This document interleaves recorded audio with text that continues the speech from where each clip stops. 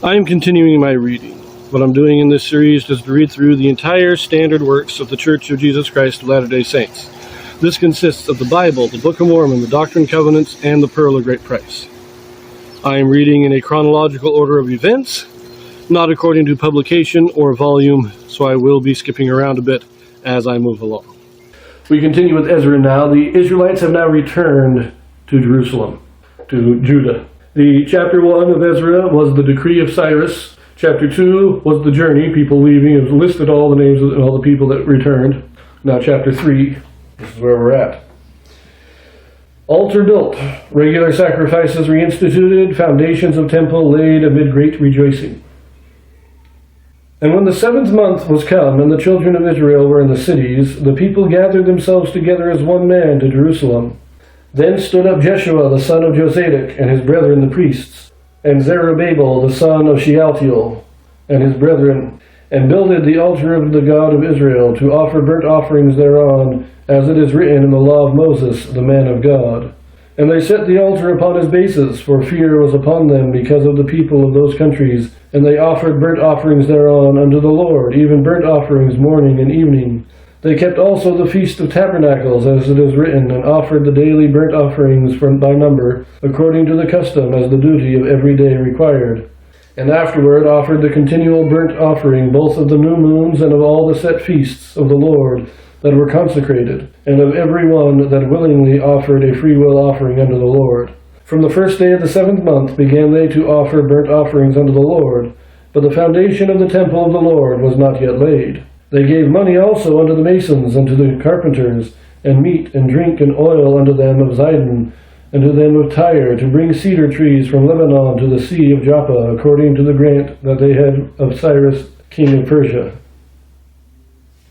So I can't remember exactly when they left, but this is in the 7th month of the year. They get the altar built and start the sacrifices. This reminds me a lot of in the early days of the church, when they went to build a temple, they would hurriedly build places for like baptisms for the dead.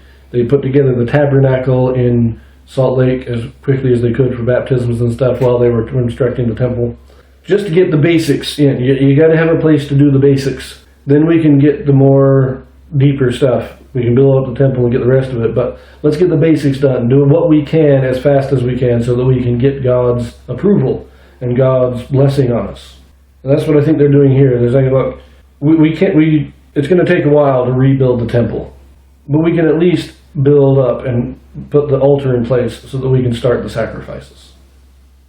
Verse 8. Now in the 2nd year of their coming into the house of God at Jerusalem, in the 2nd month, began Zerubbabel the son of Shealtiel, and Jeshua the son of Jozadak, and the remnant of their brethren, the priests and the Levites, and all they that were come out of this captivity into Jerusalem, and appointed the Levites from 20 years old and upward to set forward the work of the house of the Lord.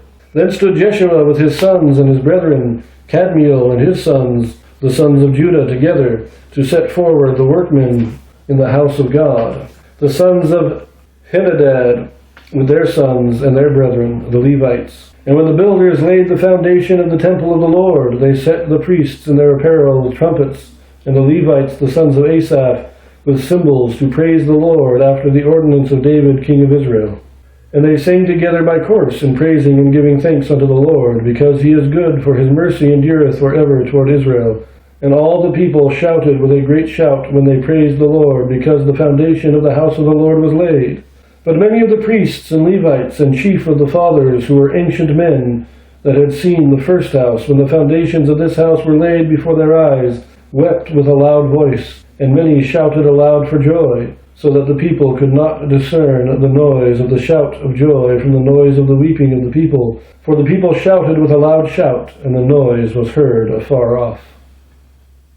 This also reminds me in Salt Lake City, when they laid the foundation of the Salt Lake Temple, they had the laying of the cornerstone ceremony. And this is what this reminds me of. That they built the altar, now they built the foundation. And they have a ceremony of praise. We've got the foundation and we've started the work. The ancient ones, people who remember this is 70 years. Now, this isn't 70 years after the temple was destroyed. This is 70 years after the first captivity. The temple was destroyed 19 years after that, so 51 years. When we say ancient people, I think they're talking about people in their 60s and 70s. These are the people who would have been old enough to remember what the original looked like. And I don't think they're weeping in sorrow here. I think they're weeping for joy, because they remember what they used to have. Now later on we will read about them kind of half and half, joyful and sorrowful, but right here, this is just joy. And they say this is in the second year of their return. So that they start the sacrifices in the 7th month, and in the second year of their return, they lay the foundations of the temple. I leave that here, and we're actually going to turn back to Daniel very briefly. And from this point on, the timeline in the Bible gets very confusing, so we'll see how it goes, and see ya.